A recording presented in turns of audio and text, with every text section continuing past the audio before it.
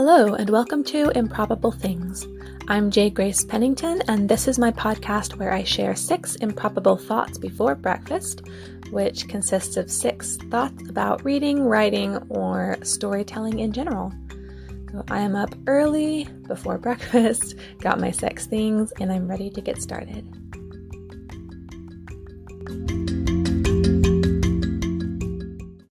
Number 1, of course, I have to give a little update on the editing of my current novel, Firmament Humanoid, and I am happy to report that it is speeding up a little this past week. And so I have been able to get consistent daily work on it and been getting about a couple of pages of the manuscript rewritten each day, which, isn't fantastic, but it is consistent and pretty good chunk of daily work. And the reason I know it's about a couple pages per day is because, so there's a whole story to this. The company Dove Chocolate has a seasonal chocolate called Peppermint Bark. So it's, only out around Christmas. And I think I discovered it a couple years ago and just really loved it. It's just a great combination of the peppermint and the dark chocolate. And so I really loved them. And then last year I had a lot of trouble finding them. So now this year my husband's like, whenever he sees them, he's gotten me some. And so I have a bunch now. And I try not to eat a lot of added sugar. And so I kind of have trouble even convincing myself to eat them, even though they sound great and they taste great, because I'll sit down and be like, oh, I'd love some chocolate, but I really shouldn't right now, maybe later. And so, which is not a bad thing at all. I don't mind this tendency of mine to sort of put off eating sugar. It's been very helpful to my health, but I do also want to eat chocolate occasionally. So all that to say, I decided that since I'm also struggling with getting writing done, that anytime I finished one page of rewriting on my manuscript, I'd get one chocolate. So I've been getting a couple each day, basically. And it's been good. I think it's been just, a little something to look forward to, and maybe has helped me gain back a little momentum. So I think it's definitely going well. Today I'm at another section where I need to do some writing from scratch on one of the new sections that I'm adding. So that might go a little slower, but at least I'm back on my feet with it a little bit. So I'm not sure if it's going to be this month or next month that I'm going to be ready for Vella, but we're definitely on track for it to be in the near future. And number 2, I wanted to give a little update. I know I mentioned probably a couple of months ago that I had a book on Kindle Vella that is a collection of short stories, and it's called Periphery. And I've just kind of been adding in some of my old short stories every so often. And then, of course, depending on how long it is, it may be the whole story in one chunk, or I may break it up into 2, 3, 4, I think 5 is the most parts that I've had. And it's been such a great way to share some of those stories that I really love and worked hard on and am proud of, but have never been able to find a good home anywhere. And so I have just been adding so many stories to that, and just wanted to give you all that update because it's also such a variety. Like, I have sort of general fiction on there. I have a fantasy story I added last month. Just finished up a historical fiction story. There's some more historical fiction in there. There's science fiction. I would say most of it is more just sort of general literary, fiction. But it's kind of all over the place, and also in tone. Like, some is more serious, some's a little lighter. This piece that I'm about to share, and then I'll probably take a break for the rest of the month after this, about to share it's a Christmas story, but it's humor. So definitely lighter than some of the stuff that's on there now. So it's very much a mixed bag, but it's been so much fun to do. And I'd love to do more projects like that, thinking of maybe maybe at some point I'll have one on there for sharing poetry. But yeah, in the meantime, I'm doing this to just get some content on there while I'm finishing up Humanoids. So if you want to check it out, you can just look at my name on Kindle Vella and read the first 3 for free and check out any more that you're interested in.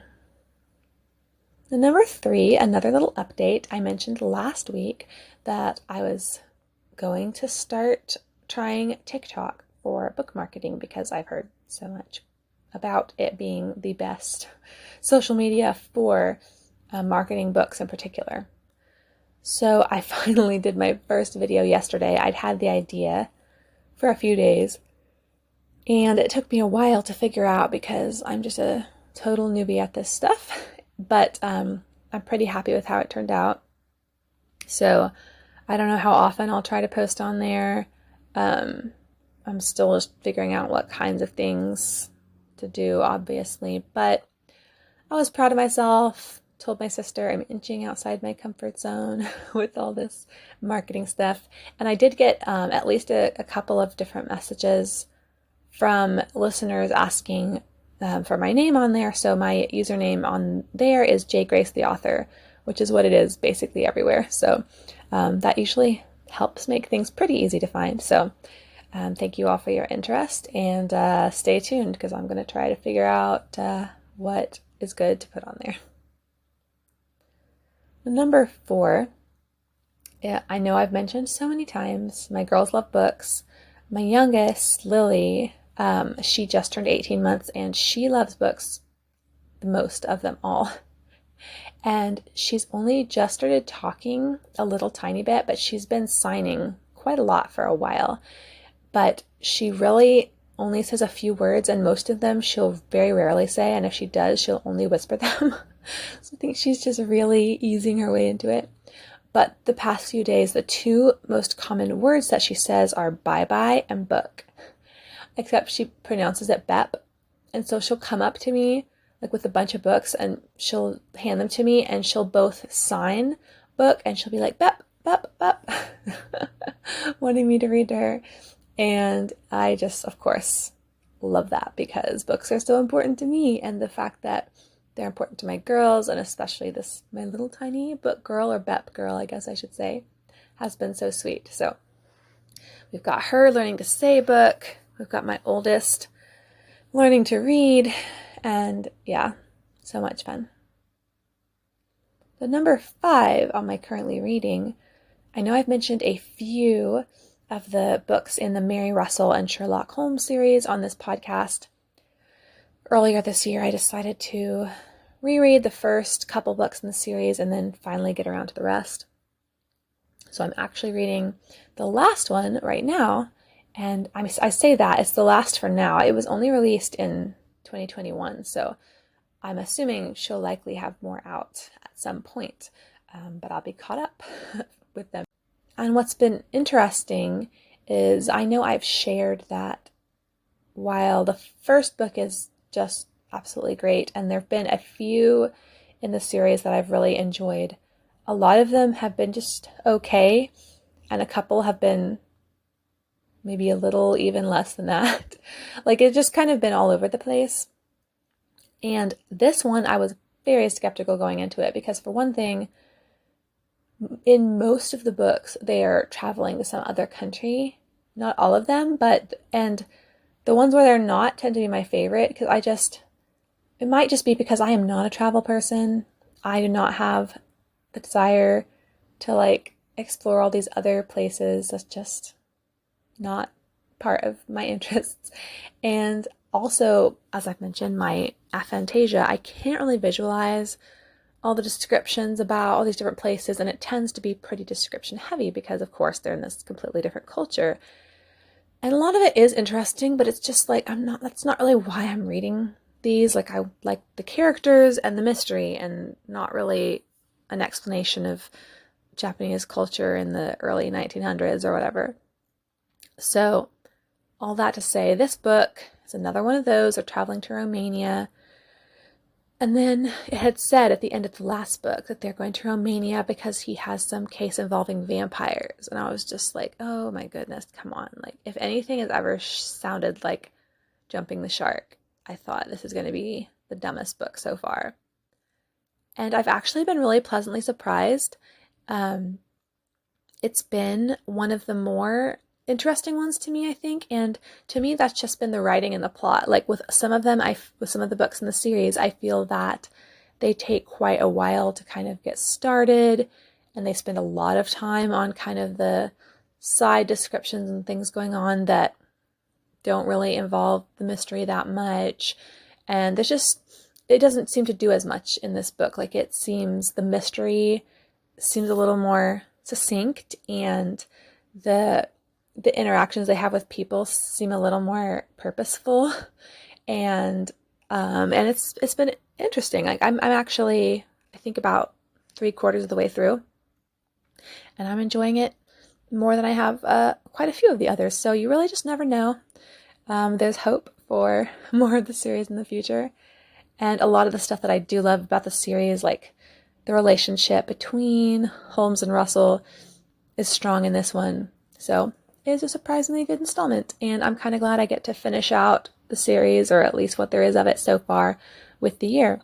And I think I'm sitting at, I believe it's 93, either 93 or 94 books. So I'm going to have to hurry, but I'm pretty sure I can make it to 100 this year, which is super exciting, and I'm glad I did it. But I'm also not going to do that next year. So number 6. If in case you didn't see or didn't know, we announced finally publicly on Facebook that I am currently expecting baby number 4. So I haven't been able to talk about that on here until now, but that might explain a little bit why some of the editing's been really slow, why I've been struggling a lot to do very much. And that really has been, because I had so much momentum and was on schedule so well before this happened, and then the pregnancy symptoms and first trimester just hit me like a ton of bricks. Like there was a few weeks there where I just could barely do anything, and just super sick and so much fatigue, and I'm still really fatigued, but the sickness is starting to lift a little. I told my husband, like, I feel like I'm coming back to life a little bit this week. And so that is why the editing's been dragging so much, and why I've been able to pick up on it a little bit more.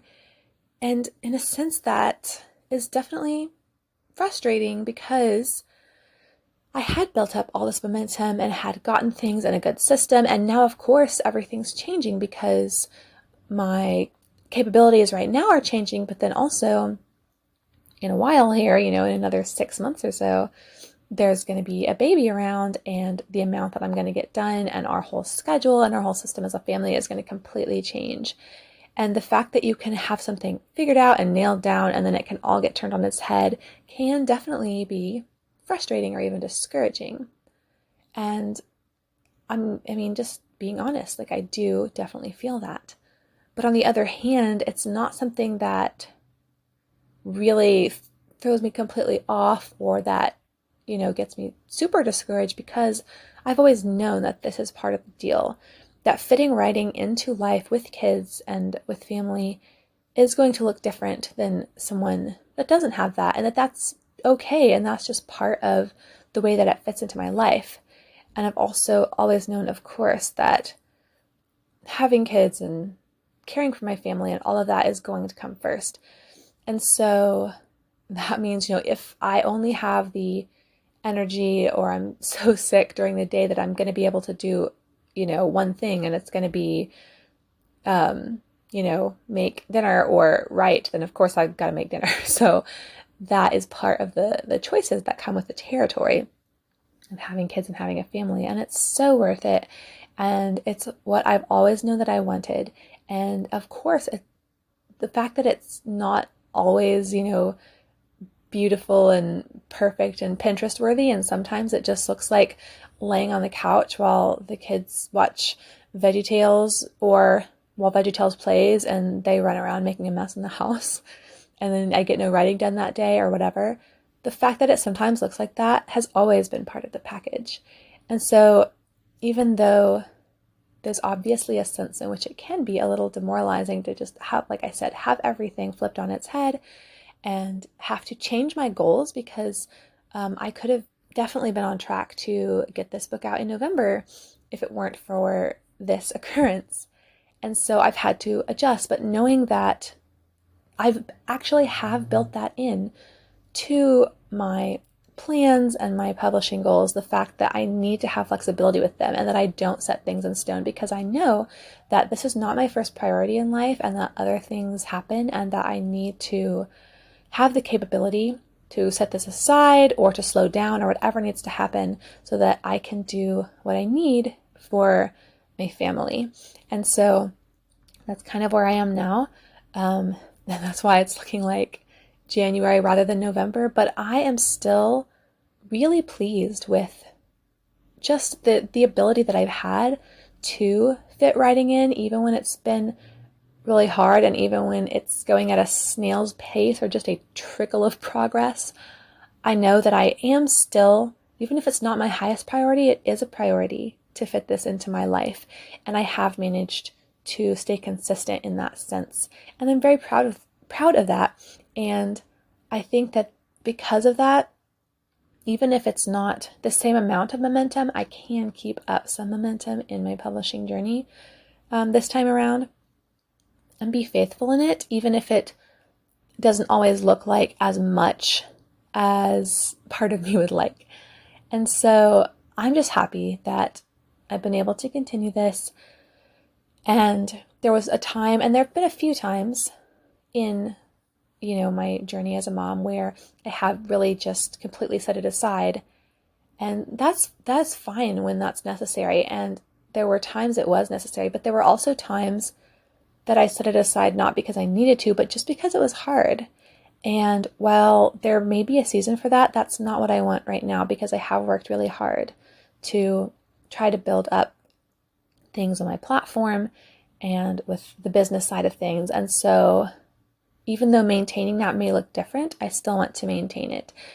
And so finding that balance and finding what that looks like right now while I'm still really tired and know that the baby is coming and is going to change everything in the most wonderful ways and sometimes the most inconvenient ways is just part of this life that I have.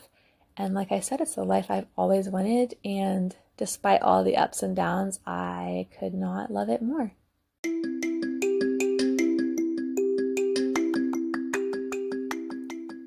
Thank you all so much for listening. I really appreciate everyone who takes the time to hear all my thoughts, and especially the people that do interact with me. And I've had quite a few people that will mention to me that they're listening to it or catching up or something about it. And that just means so much to me. So please, if you're enjoying the podcast, please let me know. And as I mentioned last week, if you have any suggestions going forward for something you'd like to hear or ways it could be better, things you don't like, of course, would love any feedback as I just evaluate where this fits into my life and into my priorities. So thank you so much for that. Of course, let me know if you're on TikTok and what your thoughts about it are, and just any thoughts you have about anything I've said or anything story related at all. Would love to hear that from you. So I hope that you're having a great holiday season and that you have a great day today, and stay improbable. Bye.